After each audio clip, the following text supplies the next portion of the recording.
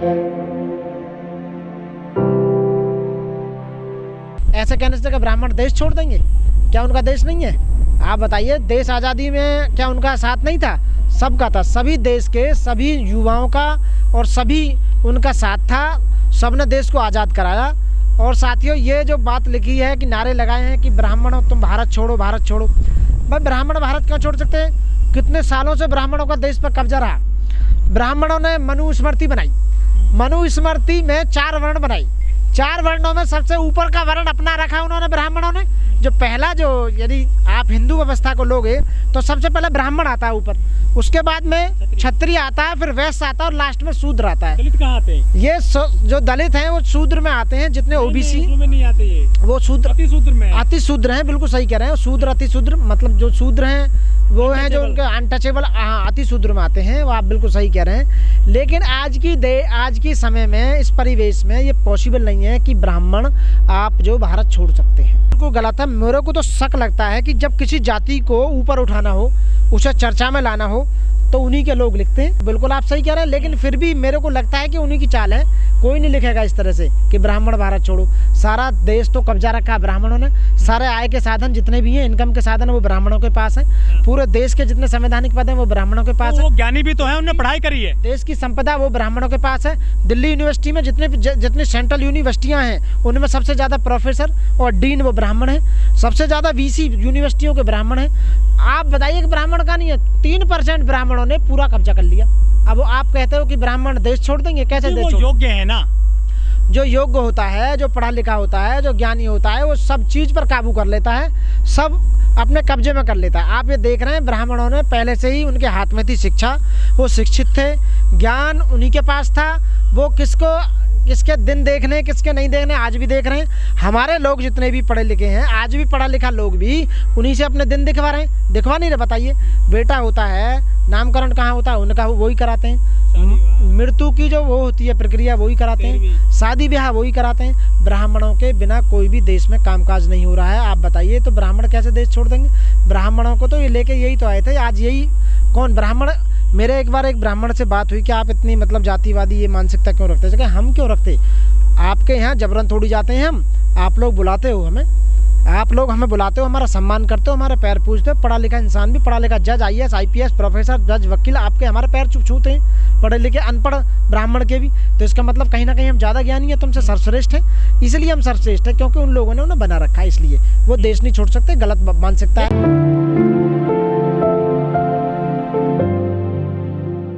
सबसे पहले मेरा क्रांतिकारी जय भीम। मैं एडवोकेट मनोज कुमार, दिल्ली से। साथियों, देश तो सभी का है। इस देश में विभिन्न विभिन्न प्रकार के जातियाँ, विभिन्न विभिन्न प्रकार के धर्मों के लोग रहते हैं। ये किसी भी के लिए ये लिख देना कि ब्राह्मणों तुम जाति छोड़ो या देश छोड़ो, तो वो बिल्कुल गलत है। इस तरह नहीं लिखना चाहिए। किसी की भावनाओं को ठेस नहीं पहुंचानी चाहिए। क्या ब्राह्मण इस देश में कौन सी जगह नहीं है? आप ये बताइए।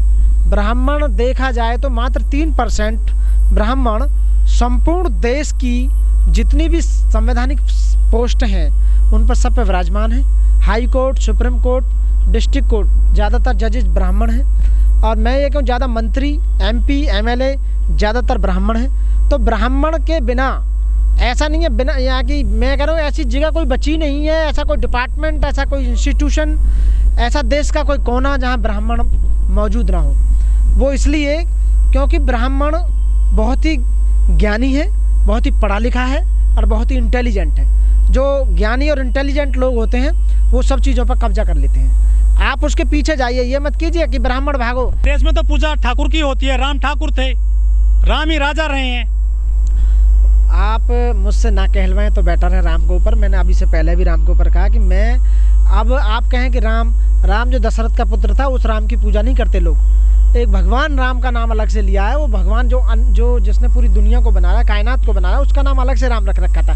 दशरथ के पुत्र का राम, वो महाभारत जो रामायण का जो था, जिसने रावण का वध किया था, वो भगवान नहीं है लोगों की नज़रों में। एक राम, लोग तो कहते हैं काल्पनिक थी रामायण, सब कुछ काल्पनिक पात्र हैं ये। हाँ, बिल्कुल हो सकती है। तो आप कैसे कह रहे हैं कि फिर राम? मैं इस राम की बात नहीं कर रहा। लोगों ने जिस शक्ति का नाम राम रख रखा है, वो भगवान को राम बोलते हैं, ना कि दशरथ के पुत्र को राम, जो मेरा अपना मन। लेकिन मंदिर तो उनका ही बन रहा है ना अयोध्या में। गलत है। टोटल गलत है। राजनीतिक के वशीकरण होते हुए उन्होंने ऐसा किया है। बीजेपी सत्ता में आए, उन्होंने कमिटमेंट किया था कि हम राम मंदिर बना कर रहेंगे, इसलिए उन्होंने राम मंदिर बनाया जा रहा है, कहीं उनका वोट बैंक खिसक न जाए। तो जो जेएनयू को ये बदनाम करने की कोशिश की जा रही है या ब्राह्मणों को एकजुट करने का प्रयास किया जा रहा है? जेएनयू को बदनाम करने की कोशिश की जा रही है। मैंने पहले भी कहा था कि जेएनयू एक ऐसा विश्वविद्यालय है जिसमें गरीब बच्चे पढ़ते हैं, ओबीसी माइनॉरिटीज़ के लोग पढ़ते हैं और बहुत ही कम फीस में वहाँ से लोग पढ़ते हैं और इंटेलिजेंट बन के निकलते हैं। ये चाहते हैं, बीजेपी गवर्नमेंट ने कोशिश भी की थी, कुछ बंद करने के पीछे भी बहुत काफ़ी सिलसिला रहा, यही रीज़न है, इसलिए उसे बंद करना चाहते हैं, बदनाम करना चाहते हैं। हर बार ऐसा क्या है कि हर बार जेएनयू में ही भाई देश के मुर्दाबाद और पाकिस्तान के जिंदाबाद होने के जो नारे लगते हैं वो देश विरोधी नारे वो जेएनयू में लगते हैं। आप बताइए, आज ब्राह्मणों को भगाने वाली बात हो रही है, वो जेएनयू में हो रही है। ऐसा क्या है कि जेएनयू में ही सब कुछ होता है? इसका मतलब है कि जेएनयू एक ऐसा संस्थान है जो गरीब बच्चे, वहाँ से पूरे देश के बच्चे पढ़ने निकल कर बंद करना चाहते हैं। विचारधारा नहीं बनती है वहाँ पर? नहीं, विचारधारा तो डिफरेंट है, विचारधारा तो अलग है। आप एक बात बताइए, पढ़ा लिखा जो आदमी है वो एक अनपढ़ आदमी से विचारधारा कैसे मिल जाएगी? तो इसी तरह की विचारधारा, वहाँ विचारधारा बढ़िया होती है, जो भी है कार्ल मार्क्स वगैरह की विचारधारा चलती है, वहाँ असली लोकतंत्र की विचारधारा चलती है। वहाँ लोग कह रहे हैं कि वामपंथी ऐसी समाज की वामपंथी ऐसी हरकत करते हैं। बिल्कुल नहीं, सब गलत है, सब अफवाह है, ऐसा कुछ। गीता में जो उपदेश दिए, वो ब्राह्मण गीता पाठ करते हैं, अपने आप को तब सर्वोच्च बताते हैं। वो उसके बाद में जो मनु स्मृति बनाई थी वो ब्राह्मण ने बनाई थी, मनु जो था वो ब्राह्मण था। तो वेद बनाने वाले, किसी जाति बनाने वाले, सब जाति बनाने वाले खुद हैं, किस कैटेगरी को किस में डालना वो खुद हैं। लेकिन तो पूजा तो आप ही करते हैं, आप इनको पुजारी मानते हैं। अरे बहुत लोग मानते हैं, हमका मतलब है, मेरा का मतलब मैं खुद नहीं, मतलब हमारे जो लोग हैं ना, हमारे जो लोग हैं पढ़े लिखे लोग, उन्हें सर्वोच्च बनाने का काम करते हैं, इसलिए वो सर्वोच्च हैं। यदि हमारे लोग उन्हें सर्वोच्च बनाने का काम नहीं करेंगे तो वो सर्वोच्च नहीं रहेंगे। साथियों, मैं फिर ये कहूँगा कि आपकी कमी की वजह से कोई आदमी सर्वोच्च हो रहा है, आपकी कमी की वजह से आप नीचे जा रहे हैं। यदि आप भगवान बुद्ध ने कहा था कि अपने दिमाग की कसौटी पर यदि किसी बात को सोच कर करोगे तो शायद आप ज़्यादा अच्छा उसे फील कर पाओगे। मैं भगवान नहीं हूँ, मैं आपका मुक्तिदाता नहीं हूँ, मैं मार्गदर्शक हूँ। आप मेरी बात को मैं इसलिए मत मानो कि मैं उसे कह रहा हूँ, आपके दिमाग की कसौटी पर खरी उतरे तभी उस बात को मानो। तो लोग खामोखा अंधविश्वास कर रहे हैं, ब्राह्मणों की बताई हुई बात पर आंख बंद करके जो विश्वास करते हैं उसे अंधविश्वास कहते हैं, जो अपनी बुद्धि की कसौटी पर उसे नहीं तोलता है। जैसे कि विजय माल्या है, वो भी ब्राह्मण है, वो भारत छोड़ गए, वो करोड़ों अरबों का जो उन पे जो है घोटाले का आरोप लग रहा है। ललित मोदी हैं, ऐसे बहुत सारे लोग हैं ब्राह्मण जो विदेश छोड़ गए हैं, उनको किसी ने तो रोका नहीं, ना उनको किसी ने भगाया। अच्छा, आप एक बात बताया, इस बात को कह रहे हैं, मेरा कहना ये है कि जब किसी संस्था का आप किसी को मालिक बना दोगे, रिजर्व बैंक का गवर्नर बना दोगे, लोन देने वाला उन्हें बना दोगे, सारी संवैधानिक पद उन्हें दे दोगे, संविधान उनके हाथ में दे दोगे, अपने हिसाब से काम करेंगे, लेने वाले खुद वही हैं, तो वो भाग भी सकते हैं। आप जब उन्हें किसी चीज़ का रक्षक बना देंगे तो वो भक्षक भी बन सकता है। तो इसमें गलती तो आप लोगों की है ना, आप उन्हें पहुंचा रहे हैं ऊपर से, वोट दे देकर ऊपर बना रहे हैं आपको राजनीति में। बाबा साहब ने कहा था कि आपका उद्धार आपकी पार्टी कर सकती है, आपका अपना लोग कर सकते हैं। तो इसलिए आप अपनी पार्टी को जिंदा करें, जो बहुजन समाज पार्टी है।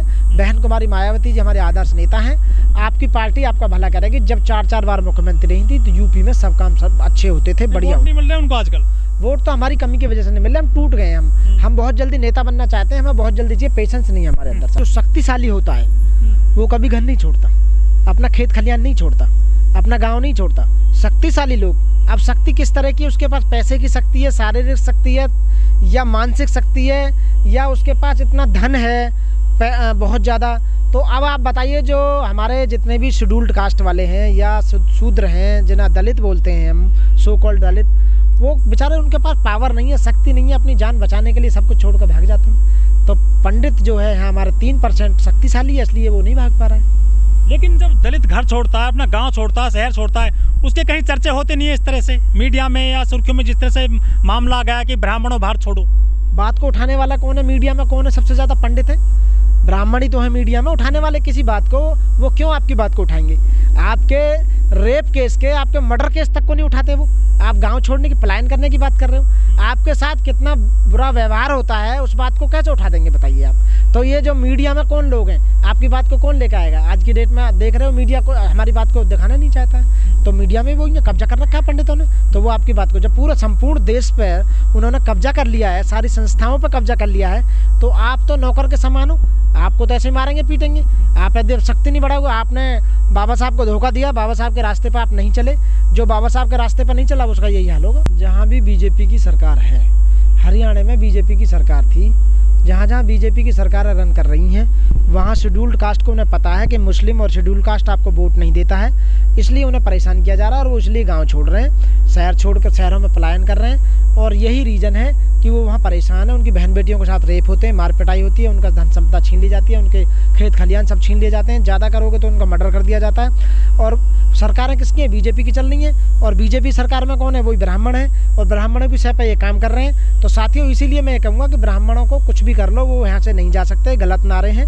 बल्कि एससीओं को देश छोड़ना पड़ रहा है, क्योंकि वो अपनी सत्ता नहीं बचा पा रहे हैं। जो बाबा साहब ने कहा था उस पर नहीं चल पा रहे हैं। मैं फिर यही कहूँगा, फिर वही बात है, कमज़ोर का कहीं कोई कुछ नहीं होता, शक्तिशाली का सब कुछ होता है साथी। लेकिन देश में भुखमरी है, उसको छोड़ने की बात नहीं करते हैं। जातिवाद है बहुत ज़्यादा, मनुवाद है, ब्राह्मणवाद है और करप्शन बहुत ज़्यादा है, उसको छोड़ने की बात नहीं होती है। यहाँ पर एक जाति को लेकर एक बड़ा सा एक बवाल खड़ा कर दिया कि ब्राह्मणों बाहर छोड़ो। वो किस तरह का ये पूरा प्लान किया जा रहा है? कौन लोग हैं ये?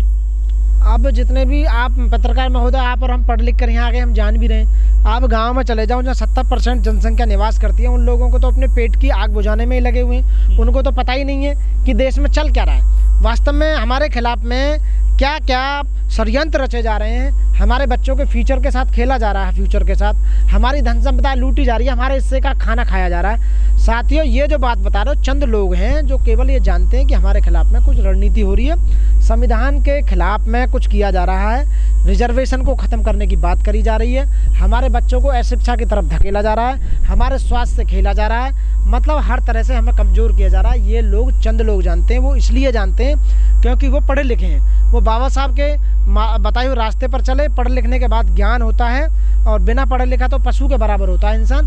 तो वो नहीं पहचान पाएंगे कि हमारे खिलाफ क्या षड्यंत्र हो रहा है। जो आप जैसे लोग, हम जैसे लोग हैं, बोल रहे हैं, बता रहे हैं, समझा रहे हैं, और हमारी बात को जो देश का मेन मीडिया है वो नहीं बताना चाहता।